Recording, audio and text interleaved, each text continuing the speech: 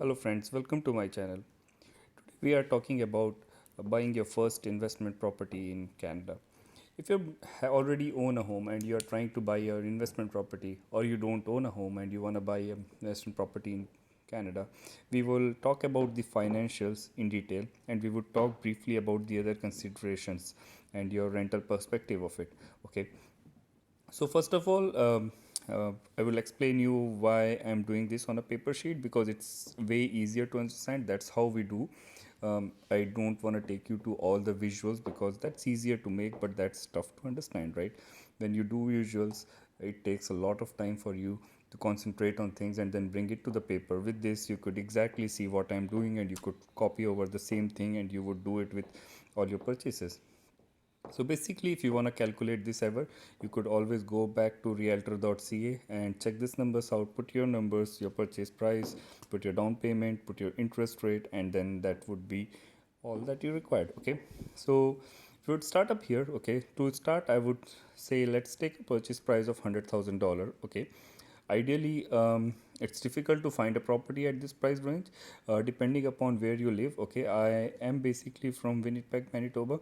So in here, if you are buying investment property, like a small investment property, it would be anywhere from 140 to $170,000. Okay, I'll give you a better trick to make money out of it. Okay, this is not just like buying and renting it out. Okay, there is something that we are gonna discuss later on this video. Okay, so say you're buying a property of $100,000. Now you're putting a down of 20%. That's $20,000 on it. Okay, so why would I say you to put 20% down is explained on the next line. You would have a savings of $3,800, because when you put 5% down, it has to be an insured loan and it has to be insured by CMSC, for which it charges a fee. The fee would be anywhere around $3,800. It's approximately 3.7 to 4%. So that's how it's gonna work in terms of your loan amount. So since you are putting a 20% down, your mortgage amount would be $80,000. Okay, the rest 80% of it. The closing fee is anywhere from 1 to 1.5%. Usually, if you're buying a high price property, it's gonna be 1%. If you're buying cheaper property, it's gonna be 1.5%, because in this property case, your lawyer fee would be at least somewhere between 700 to $1,000. Your other fees are including your land transfer tax, your home inspection, title insurance. So approximately you would need 1500 to close up this property. It depends upon how much you negotiate with your lawyer, how much you negotiate with the home inspection. I want to talk briefly about home inspection here. Okay, in terms of home inspection, when you're buying an investment property, it's always good that when you put your offer and when you're going for home inspection, book a in-person home inspection where do you don't need a report later on, because what happens when you ask for a report, you would be charged $350 extra. You can't do much about it. Okay, what's smarter is pay $150. Usually it charges anywhere from $125 to $150. I got mine once done at $125 always. So say if you are putting in $150 for that, and then you are just writing a note on your copy while you go whatever he is talking about, he would do the same inspection. Just the thing is, he would not send you a after report. Okay, you keep noting things. Whatever he is telling is the problematic part, you keep noting him, keep stopping him. It usually takes anywhere from 1 to 1.5 hour. He would never tell you, oh, the amount is less and I'm not gonna cover this part, and you know the drill why. So that's one thing about it there. You can save money for the lawyer fees. Always negotiate with your lawyer, because this is a smaller purchase price. Okay, you would get a better price on the lawyer. You would not have to pay 1500 to 1800. Easily you would get a lawyer for 700. Just market more. Ask your friends, ask your colleagues who have bought a property, and they would let you know how you could save on the lawyer fees. Okay, the next part is we're going to talk about is your cash required. Okay, so any property that you're buying, okay, would need you to invest some money.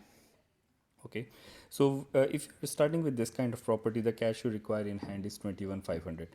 Now with that being said, okay, 21,500, you won't need that forever. Okay, like what I'm trying to tell here is that if you have say 21,500 right now, I would give you a way to get half of your or more than half of your money back. I'll explain you that very shortly. Okay, so now since you have put 21,500 your down and your closing fees, now your monthly mortgage is coming anywhere from $346. That's great. Say you can rent this 100,000 property for $1,000 per month. That's really good. Like say it's a 2 bedroom house, 2 bedroom, 1 bathroom, no basement. Okay, basement is unusable, so you can still rent it for $1,000 and you're paying 346. But that's not the whole point. You are not making $650 out of it. There are other considerations that you would have to consider at this point. So the other considerations are, the number one is your property tax. So when you are purchasing any home in Canada, okay, you would have to pay property tax on that. So for $100,000 home, you would say you would be paying, after the educational tax credit, okay, you would be paying anywhere around $100 to $120 depending upon the city value of your property. Okay, the valuation of your property. The next thing is hydro. Of course it depends upon the usage. Okay, what you could do here for hydro and water, you could ask your tenant to always add it to the bill. Like say you are renting it out, rent it out for, instead of 1,000, rent it out for 800 plus utilities, right? So what happens is they know what they are using for. They could reduce their rent. Sometimes they feel nice, they would save energy. That's good for environment, that they save money, that there are no higher bills, that good for them, they save money.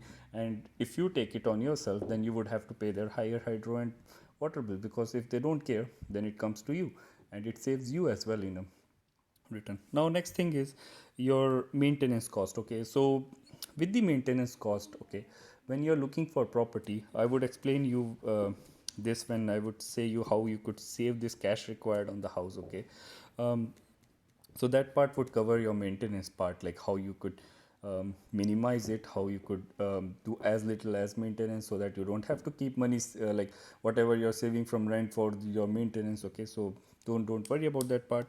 And the insurance would be nominal for this kind of property. Say if you're looking for $100,000 property, just an example. Okay, so now considering all the factors with your mortgage payment, when I calculated this, all this is going to be discussed in the next video, but this price is going to be coming at around $350. So your total is a $700. You're making $300 on 100,000 property, investing 21,500. Is it a good investment? You would make 3,600 a year. Leave appreciation behind. On a 5-year term, you would only be able to take out your down payment if there is no appreciation. Okay, so that's something that you would have to think of. Oh, it would need 5 years for me to get my money back. Now what you could do on reverse.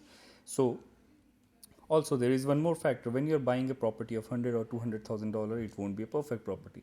So what I recommend is looking for properties which has scope for improvement, right? Like say you are looking for a house. Okay, see a house with bad flooring, see a house with bad kitchen cabinets. Okay, so what happens, you could replace these cabinets and floorings for a very cheaper cost. Once you did though so, you go back to your bank and you ask your bank, okay, can I have appraisal done on my house? Now if your house price, it has increased from $100,000 to $150,000, you could refinance the house.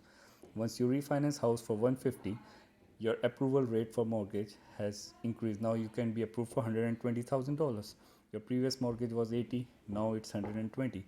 So that 40,000 you can take cash back in. That 40,000 could cover this cash required 21,500, and whatever you have put the money for the house, like for renovating the house. Say you put around $30,000, so your total is 51,500. Now what you have put from your pocket, what you're getting back is 50,000. So you are just investing 11,000, or now you have equity of $150,000, which is 80% on loan. So you have 20% owned of that property. You could rent it out easily, better value than this, and then you can make more money. Now you can move to the next property similar way. Hopefully you would like the video. If you like the video, click the like button, click the subscribe button. That's how it's gonna work. We'll take it very simple, we'll keep it very simple. We will do the visuals. If you guys like, please leave your comments. And this is my first financial video. I've been in financial industry for a very long time, but haven't got a chance to make video yet. So this is the first time I'm trying. Thank you so much. Please leave your feedbacks. Thank you.